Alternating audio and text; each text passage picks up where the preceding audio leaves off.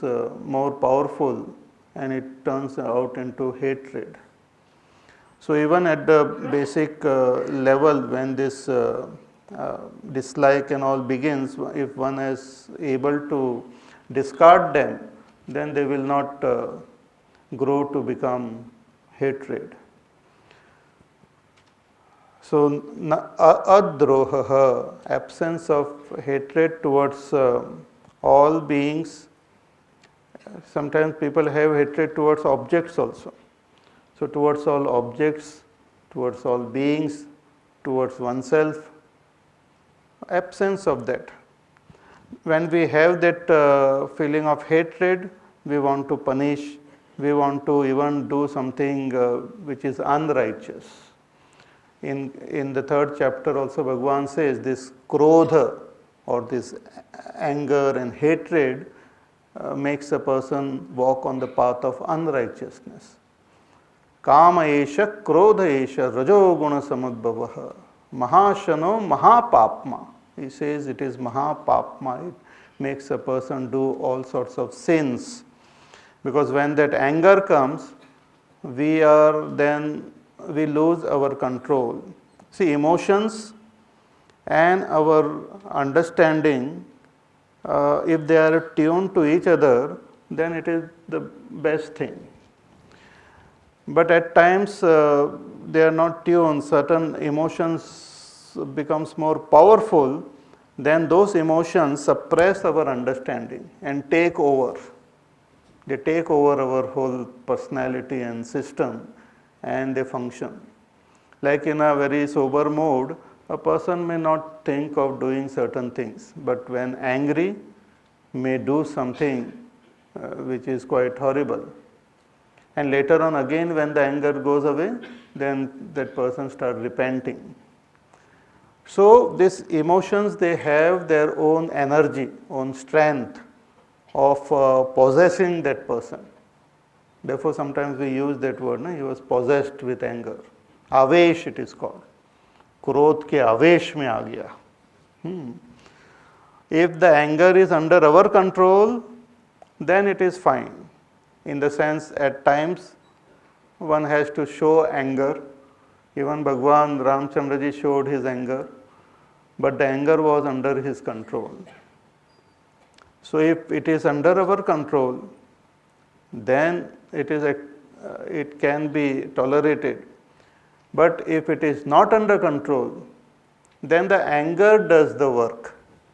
Then your understanding, your wisdom will make no difference. Then it will be sidelined, it will be suppressed, and the anger will function. So what the anger will do, we don't know. So adroha, absence of hatred. Na atimanita, absence of too much of pride. Pride. Pride means considering ourselves as the most worshipful, better than others. To look down upon others and to think I am great. That is called atimanita. And this person who has got this pride constantly need support from the world and from people to keep the pride, enhance the pride. So they need some people, chaplus people, to praise them. If they are not there, they will pay them and see that to मेरा photo निकाल दो, मेरा ये नाम आना चाहिए newspaper में. And when I am doing this, you better notice it. And you tell to your other friends also. So they need, and constant. It is not that one day you praise and next day you forget about it. No, next day also. Otherwise they feel lost. They feel as though they feel insecure. So pride is a very strange attitude, which we feel we are great and we need the constant support of other people. And also we consider others as lower than us. So I am great and you are low. So this is pride actually survives by making someone low also. The more you push people down, the more I feel I have risen up. So it's a very strange and a very negative attitude. And a divine person, a person having divine quality, will not have this pride. It is actually the humility will be there, because he will recognize, he or she will recognize that the real worth is our own inner consciousness, and all other things are temporary. If I am proud about my body or wealth, all these are temporary. In Bhaja Govindam also Bhagwan Shankaracharya ji says that Ma kuru dhana jana yauvan garvam harati niveshat kala sarvam maya mayam idam akhilam buddhva brahma padam tvam pravisha viditva.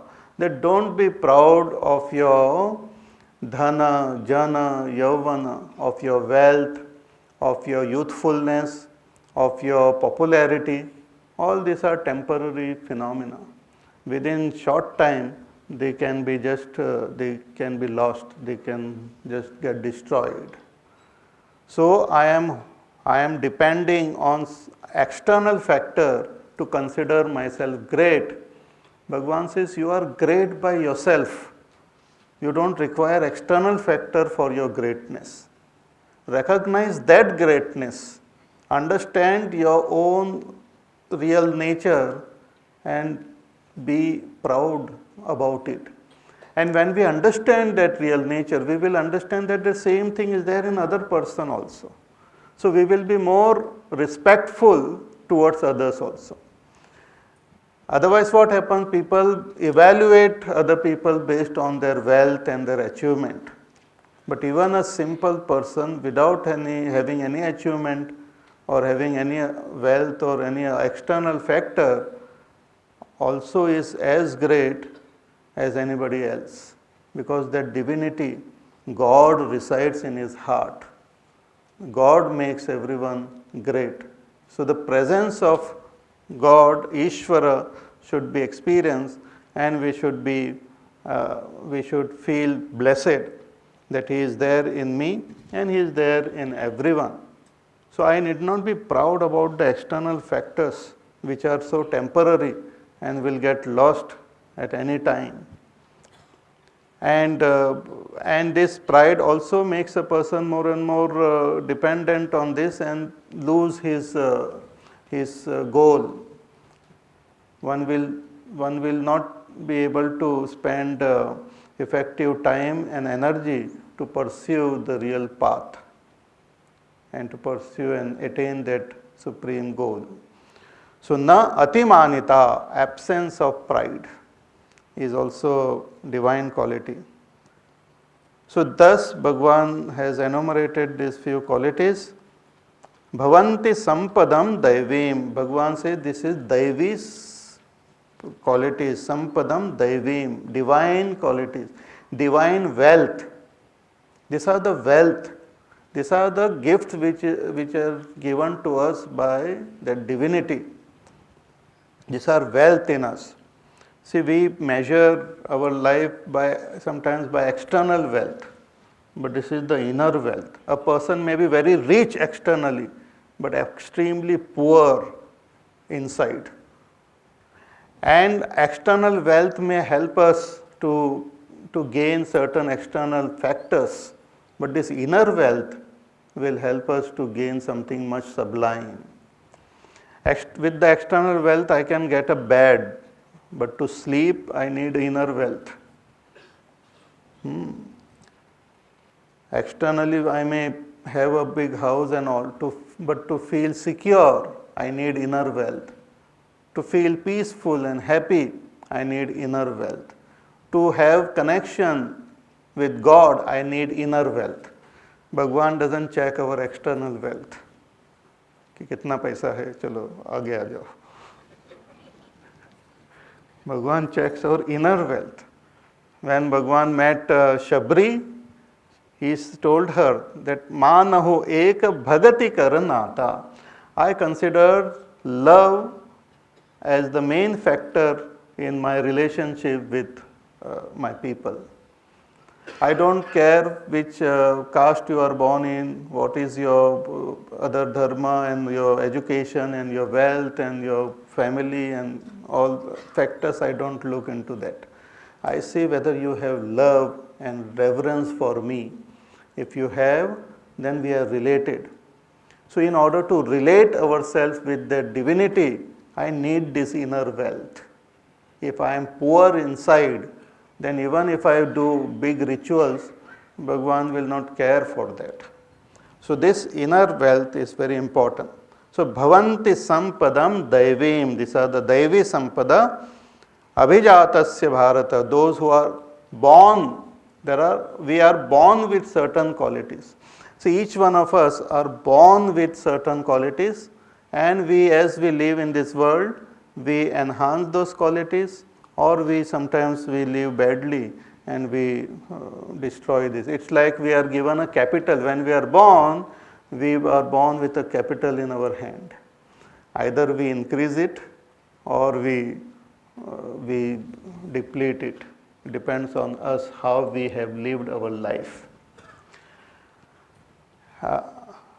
These Daivi qualities will help us to attain moksha, and Asuri quality will bind us to this world.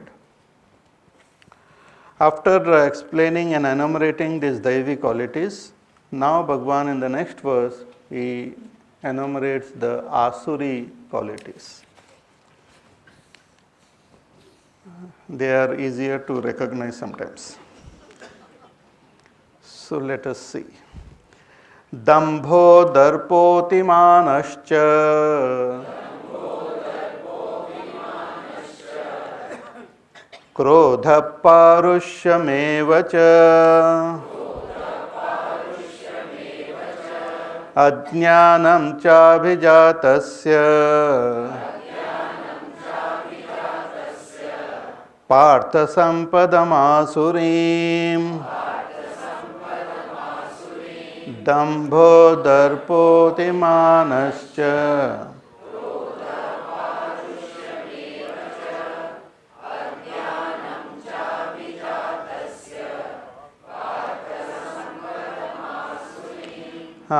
He enumerates few of these negative Asuri Sampatti, Asuri qualities in one verse itself.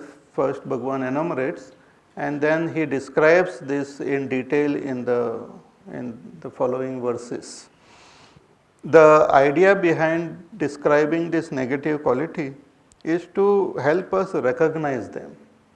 It is not to judge other person, or it is not just for the sake of describing, but it is in order to recognize and to drop them.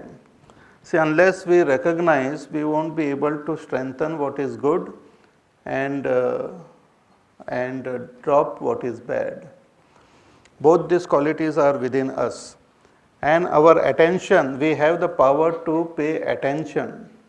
So wherever we pay attention, those qualities get strengthened. It's like the trees. When they get like we have plants at home and all. When they get enough supply of sunlight and all, they grow more vigorously. But when they are kept away from sunlight and from other nutrients, they become weak automatically. Similarly, our awareness, our attention is like the sunlight. When we focus our attention on that which is positive, they become strong and they start growing. And when we focus our attention on that which is negative, they also become strong and start growing. For example, anger or any other negative quality, if one keep on looking at it and focusing one's attention, then we will not be able to overcome that anger. It starts enhancing. Instead of that, we should focus our attention on the positive, on love, on kindness, on compassion. If our attention is focused on that, then that gets strengthened and the negative qualities automatically start disappearing. But we should be able to recognize them and should be able to avoid them. That is very important.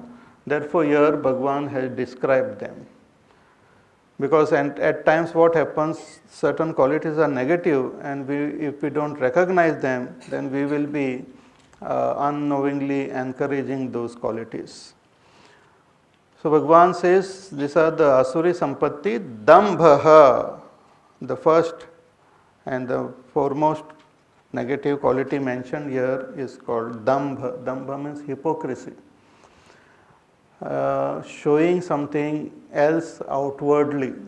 So showing a positive quality outwardly. But really speaking, a person is negative within. And this is a very dangerous phenomena, and it sometimes it creates a delusion in our own mind also. So a person is very negative within, but on the surface, in speech or in action or in some environment, shows something positive. Shows, it's a show business. बाहर से एकदम. So outwardly showing a very nice and happy and very dharmic sort of person, very sweet in talking and very polite and very diplomatic in his interaction with the world. So people wonder, he's such a wonderful person. But those are the trained and learned behavior with a very shrewd intention. जैसे रावण वगैरह. Ravan, when he came to Marich also for help and all, he came so nicely, politely. He said, Marich, कैसे हो? सब ठीक ठाक तो है? मैंने सुना रामचंद्र जी ने आपकी बहुत पिटाई की. Everything is fine with you? So he came with so much of nice compassion and talking so gently that Marich is thinking in his mind that I think I am in trouble now. This fellow is speaking so nicely, but I don't think he has got any good intention in his heart. So definitely my days are over. He will put me into some trouble. And he really put him into trouble. So outwardly to show a different face and inside to have all negative tendencies and behavior is called dambha. It is said that to have a negative quality and recognize that this is negative, at least we will be able to give up those negativities. But to have negative quality and to coat it with something positive is more dangerous. To justify our negative qualities, to nourish our negative qualities and somehow justify them is more dangerous than actual negative qualities, because then it is very difficult for us to drop them. And many people do that. There are certain qualities which people somehow justify them. Anger, jealousy, pride,